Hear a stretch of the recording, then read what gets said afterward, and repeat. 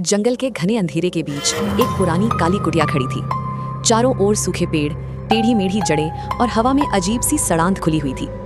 कुटिया के अंदर मिट्टी के फर्श पर टिमटिमाती आग जल रही थी, जिसकी लाल रोशनी दीवारों पर डरावनी परछाइयां बना रही थी। कुटिया के बीचों बीच जमीन पर काले और लाल रंग से बना एक तांत्रिक यंत्र फैला हुआ था। उस यंत्र के बीच में रखी थी रितिका की चूड़ी और उसके चारों ओर सावधानी से लिपटे थे उसके बाल। उस यंत्र के सामने बैठी थी कजरी। अब वो अपने असली रूप में थी। झुका हुआ शरीर, झुर्रियों से भरा चेहरा, उलझे हुए सफेद बाल और आंखों में जलती हुई पीली चमक। वो धीमी खुरदुरी आवाज में काले मंत्र पढ़ रही थी। ओ अंधेरी शक्तियों, इस दुल्हन की जीवन शक्ति मेरे पास बांध दो, उसकी ताकत मुझ में समा जाए। जैसे जैसे वो मंत्र पढ़ती, यंत्र की रेखाएं गहरी होती जाती। कजरी ने रितिका के बाल अपनी मुट्ठी में कस लिए और जोर से फूंक मारी। उसी क्षण दूर गांव में रितिका के शरीर में एक झटका सा लगा। इधर सिर्फ 10 दिनों के अंदर रितिका की हालत बहुत खराब हो गई। पहले हल्की कमजोरी हुई, फिर चक्कर आने लगे और धीरे धीरे उसकी तबीयत इतनी बिगड़ गई कि वो बिस्तर से उठ भी नहीं पा रही थी। उसका चेहरा पीला पड़ गया था और उसकी आंखों के नीचे गहरे काले घेरे उतर आए थे।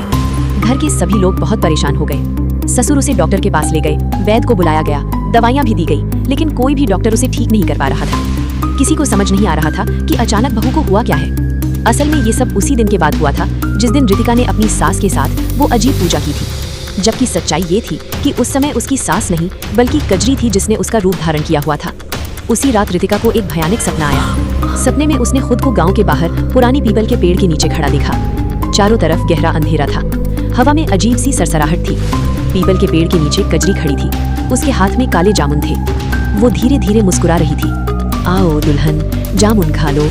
अचानक उसका चेहरा बदलने लगा, उसकी त्वचा सिकुड़ने लगी, बाल बिखरकर सफेद हो गए और आंखों में पीली चमक उतर आई।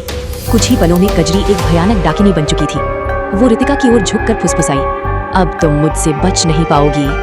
रितिका डर के मारे जोर से चीखते हुए नींद से जाग गई। उसका दिल तेजी से धड़क रहा था, वो पसीने से भीग चुकी थी। लेकिन जैसे ही उसकी नजर अपने पैरों पर गई, उसका खून जैसे जम गया। उसके पैरों में मिट्टी लगी हुई थी, जैसे वो सच में कहीं बाहर उस पीपल के पेड़ तक गई हो। ये देखकर रितिका बुरी तरह डर गई। उसे समझ नहीं आ रहा था कि जो कुछ हुआ वो सिर्फ एक सपना था या फिर कोई अदृश्य शक्ति सच में उसे अपने वश में कर रही थी। क्या डाकिनी जीत जाएगी और कामयाब हो जाएगी अपने मंसूबों में?